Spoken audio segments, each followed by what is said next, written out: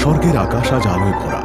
কোজাগরী পূর্ণিমার ঠিক আগের দিন বলে দেবালোকের শপিং মলে ভিড় লেগেছে। কেউ ফুলের মালা কিনছে, কেউ আবার দেবদেবীর পুজোর জিনিসপত্র জমাচ্ছে। এই ভিড়ের মধ্যেই ধীরে ধীরে প্রবেশ করলেন মা লক্ষ্মী। মাথায় স্বর্ণ মুকুট, হাতে ঝকঝকে সোনার থলি, আর পাশে তাঁর চিরসঙ্গী বাহন পেঁচা। কিন্তু আজকের মুডে পেঁচা একেবারে অন্যরকম। তার নজর কেড়েছে একজোড়া ঝলমলে সানগ্লাস। মা দেখো দেখো, একেবারে আমার জন্য বানানো, প্লিজ এটা কিনে দাও। তুই আবার নতুন বায়না শুরু করলি? তুই তো দিনের আলোতেও ভালো করে দেখতে পাস না, সানগ্লাস দিয়ে কি হবে? আরে মা, সবাই তো আমাকে বুড়ো পেঁচা বলে হাসাহাসি করে। এই চশমা পরলে বলবে ওই আসছে ফ্যাশনেবল পেঁচা। কেমন মানাবে বলো তো? মানাবে বটে, কিন্তু বাড়ি বাড়ি উড়ে যাওয়ার সময় যদি কোথাও ধাক্কা খাস। বারে, ধাক্কা খাবো কেন? এখন তো আমার কাছে জিপিএস আছে। জিপিএস? এই সেই জিপিএস যেটা দিয়ে গতবার আমাকে মাছের বাজারে নামিয়ে দিয়েছিলি? আরে মা, ওটা তো শর্টকাট ছিল। তোর শর্টকাটে যদি আবার এইবারও আমাকে অমন জায়গায় নামাস, আমি কিন্তু ছেড়ে কথা বলবো না বলে দিচ্ছি। ঠিক আছে, কিনবো না, তবে মনে রেখো মা, আমি কিন্তু পৃথিবীতে নামার আগে এক জোড়া সানগ্লাস কিনে ফেলবো। হ্যাঁ। সানগ্লাস পরে ভক্তদের মন পাওয়া যায় না রে পেঁচু। মানুষের ভালোবাসাই আসল সম্পদ। মায়ের কথায় গোমরা মুখ করে দাঁড়িয়ে রইল পেঁচা। কিন্তু তার ভেতরে ভেতরে উত্তেজনা বাড়তেই থাকলো, কারণ সে জানে আগামীকাল আবার পৃথিবীতে নামা আর মানুষের বাড়ি বাড়ি ঘুরে দেখা। এই মজার কোনো তুলনাই হয় না। শপিং শেষে লক্ষ্মী আর পেঁচা ফিরে এলো স্বর্গীয় প্রাসাদে। লক্ষ্মী নিজের ঘরে এসে বসে বড় সুটকেসটি খোলে। সোনার মুদ্রা, চাল ডাল, মিষ্টি, নারকোলের নাড়ু একে একে সব সাজাতে থাকেন। পাশে দাঁড়িয়ে পেঁচাও সাহায্যের ভান করছে, যদিও তার মুখে দুষ্টু হাসি। এদিকে দরজার বাইরে দিয়ে উঁকি মারছে অন্য বাহনরা। ময়ূর, ইঁদুর, হংসী সবাই মজা করছে পেঁচার ওপরে। পেঁচু, ব্যাগটা ঠিক মতো বন্ধ কর। গতবার অর্ধেক মুদ্রা আকাশে ধরে পড়েছিল। তুমি একদম চিন্তা করো না মা, এবার আমি সব সামলাবো। মা লক্ষ্মী মরতে যাচ্ছেন বলে কথা, পেঁচু ব্যাগ প্যাকার হবে না তো কে হবে? হ্যাঁ হ্যাঁ, দুর্গা পুজোর পর এবার আমি প্রথম নামবো মরতে। তোরা কেবল দাঁড়িয়ে দাঁড়িয়ে দেখবি আর লুচির মতো ফুলবি। সানগ্লাস না পড়লে পৃথিবীর মানুষ তোকে পাত্তাই দেবে না, দেখিস। দূর দূর, সবাই শুধু সানগ্লাস নিয়েই পড়ে রয়েছে, ভালো লাগে না।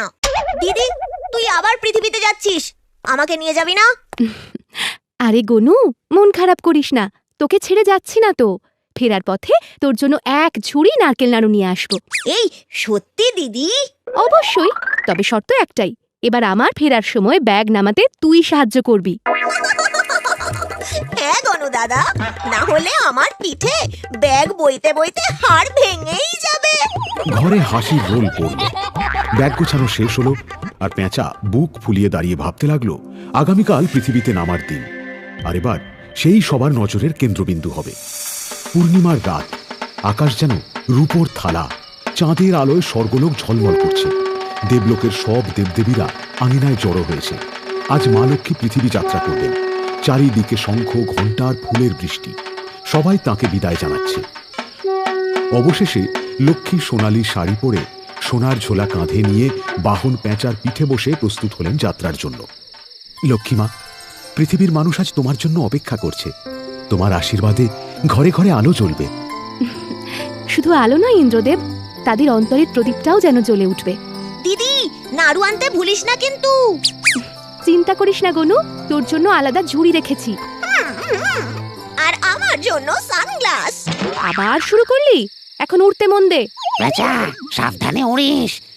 গতবার যেমন মেঘে ধাক্কা খেয়েছিলি, এবার যেন না হয়। এবার আমি পুরো প্ল্যান করে উড়বো, জিপিএস অন করে রেখেছি। জিপিএস? আশা করি এবার আমাকে বাজারে নামাবে না। তারপর শঙ্খধ্বনি বাজল। পেঁচা ডানা মেলে দিল আকাশে। চারিদিক থেকে ফুল ঝরতে থাকে। তারা ভরা আকাশে মা আর পেঁচা ধীরে ধীরে পৃথিবীর পথে উড়ে গেলেন। এভাবেই শুরু হলো কোজাগরীর রাতের মহাযাত্রা। চাঁদের আলোয় ভরা রাত।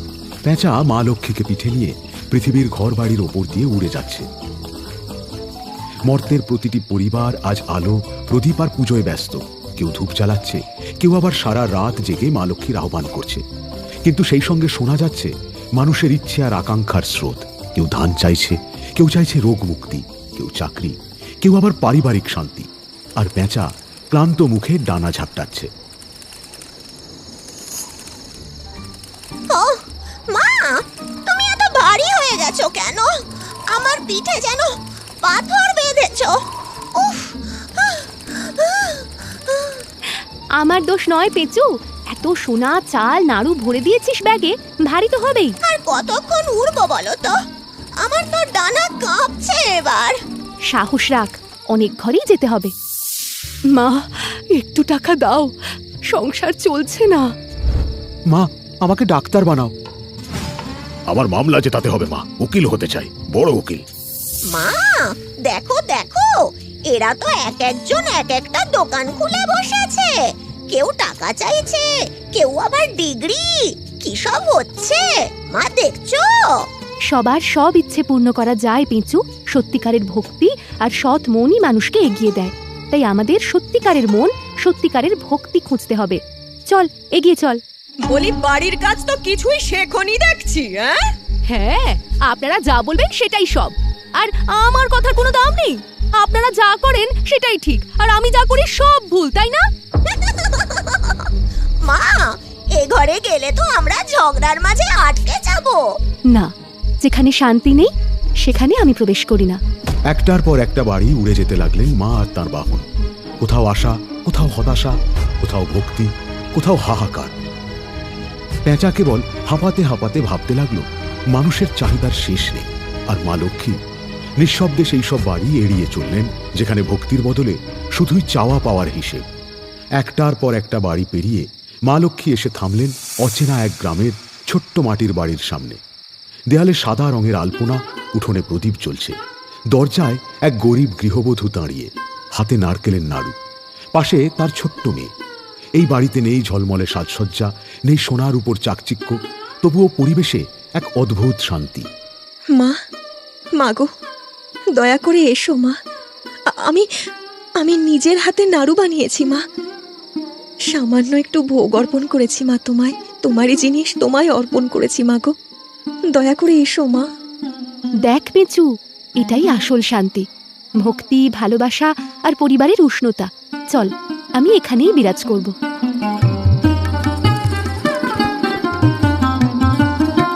এরপর মা লক্ষ্মী আর পেঁচা ধীরে ধীরে মূর্তির মধ্যে প্রবেশ করেন।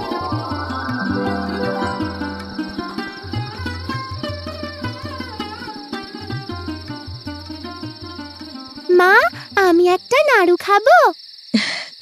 না সোনা, আগে পুজো হোক, তারপর খাবে, কেমন? দেখলি পেঁচু, এমন ভক্তি যেখানে থাকে সেখানে না গিয়ে কি করে থাকি বল? মা, আমি কিন্তু খুব ক্ষুধার্ত। একটা নাড়ু খেতে পারি মা? চুপ, এত লোভ ভালো নয়। সবাই নাড়ু খাবে, আমি শুধু বঞ্চিত।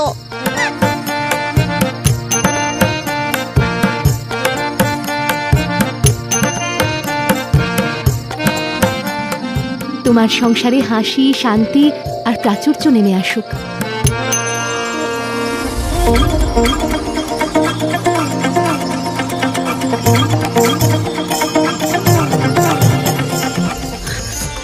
মা, মাগো, এ তো অলৌকিক আশীর্বাদ। তুমি ধন্য মা, তুমি ধন্য। আমাদের ঘর ভরে গেল মা। এবার কি একটা নাড়ু খাবো? ঠিক আছে, খা, তবে আমি নিজে হাতে খাওয়াবো। মা লক্ষ্মী স্নেহ ভরে পেঁচাকে হাতে করে নাড়ু খাইয়ে দিলেন। আর সেই মুহূর্তে গরিব সংসার আলো আর আনন্দে ভরে উঠল। এবারই হয়ে উঠল আসল ভক্তির প্রতীক। পূর্ণিমার রাত প্রায় শেষ। পৃথিবীর গ্রামে গঞ্জে প্রদীপ নিভতে শুরু করেছে। মানুষ ধীরে ধীরে ঘুমিয়ে পড়েছে। মা লক্ষ্মী তার কাজ শেষ করে পেঁচার পিঠে চেপে স্বর্গের পথে ফিরছেন। আকাশ আতশবাজির আলোয় ঝলমল করছে। চারিপাশে ঝরছে তারা। কিন্তু পেঁচা আজ অস্বাভাবিকভাবে চুপচাপ। তার চোখে যেন প্রশ্ন। মা, এত বাড়ি ঘুরলাম, কত ইচ্ছেই না শুনলাম, কিন্তু বেশিরভাগ মানুষ শুধু চেয়েই গেল আর চেয়েই গেল। টাকা, সোনা, চাকরি, মান, সম্পত্তি, সত্যিকারের ভক্তি, শান্তি, সেগুলো কোথায় গেল মা? পিঁচু, এটাই মানুষের স্বভাব। কিন্তু মনে রাখিস, যারা অন্তরে ভালোবাসা রাখে, সংসারকে গুছিয়ে শান্তি দেয়, তারাই আমার আসল ভক্ত। মানে সোনা রূপো দিয়ে তোমাকে ডাকলেই তুমি খুশি হও না, তাই তো?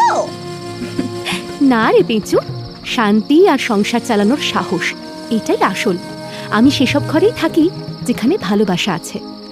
আসল মা লক্ষ্মী কোনো দূরের দেবী নন, তিনি প্রতিটি সেই নারীর ভেতরে বিরাজমান, যিনি যত্ন আর ভালোবাসা দিয়ে সংসারকে সাজিয়ে রাখেন।